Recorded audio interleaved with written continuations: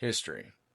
That sarcastic ghost with a bleeding mouth and a book of matches keeps finding new pages to set on fire. It's never done with us, it seems.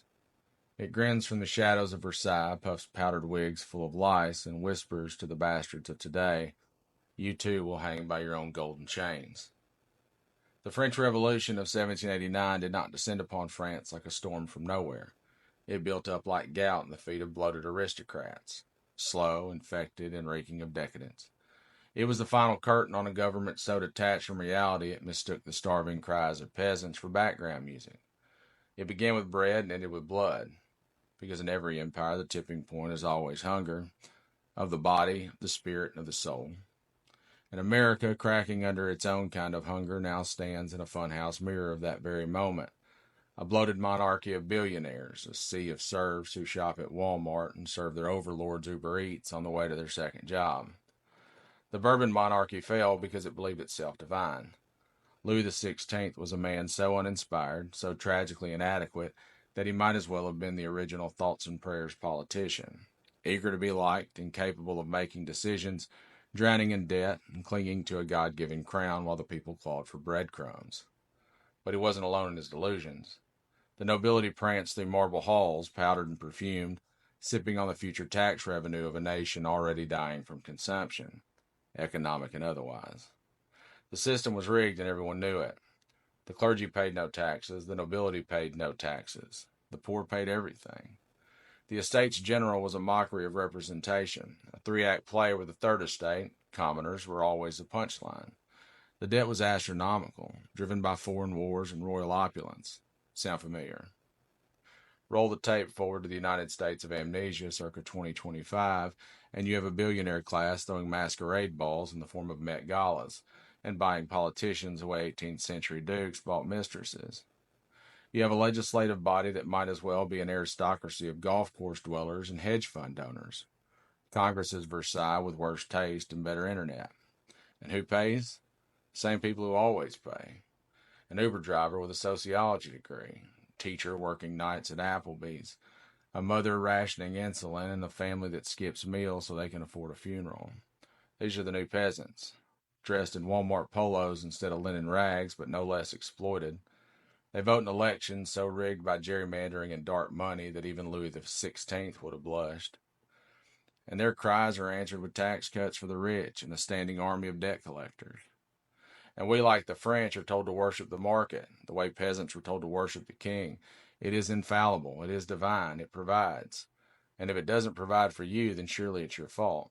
You didn't pray hard enough, you didn't hustle, you didn't build your brand or invest in Dogecoin at the right time. We laugh now at let them eat cake, but our modern version is way worse. Let them build credit. Let them refinance their dreams. Let them go fund their chemo. Let them starve quietly and vote Republican. What triggered the revolution in France was not just poverty. It was the realization that the system would never let them out of poverty. It was the institutionalized humiliation, the slow burn of knowing that nothing you do matters because you weren't born into the right estate, that you will die in debt for someone else's wealth. The United States today is a fragile powder keg of exploited labor, laughable representation, militarized police, and bloated plutocrats who think a clever tweak can buy them immunity. And like France before the Bastille fell, it is a place of immense beauty and unspeakable cruelty, where artists starve and landlords feast, where students drown in debt and bankers bathe in bailouts. And just like France, the ruling class mistakes silence for loyalty. They believe the starving won't bite the hand that feeds them scraps. They believe that because they've bought the media, rigged the courts, and mapped every inch of the digital landscape with surveillance and dopamine drip algorithms. They think they can avoid the reckoning. But here's the thing about history. It rhymes not because people are smart. It rhymes because they are too arrogant to learn from the last verse.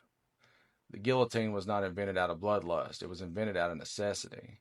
Because when people have nothing left to lose, they lose their patience. They stop listening to platitudes. They stop believing that working harder will ever save them. They stop dreaming. And once a dream is dead, revolutions are born. You want a Bastille Day for America? Keep gutting education. Keep suppressing votes. Keep charging $800 for insulin and telling poor kids to join the army if they want health care. Keep laughing at the Rust Belt. Keep exploiting the South while mocking its poverty. Keep feeding the stock market and starving the soul. Eventually, something will snap. It always does. And it won't be the guillotine this time. But it might be a nationwide strike. It might be a digital revolt. And it might be slow. Cities hollowing out, faith in institutions collapsing, art turning sharper and more dangerous. Maybe it'll be a million little Bastilles falling quietly in the minds of the young who see the game for what it is and refuse to play it. The French Revolution happened because the people remembered that they were people, not cattle. Because even the poorest soul eventually realizes the lie that they were born free and that they will not die in chains. That's what they remembered. So God help America when it remembers the same thing. Defiance till death.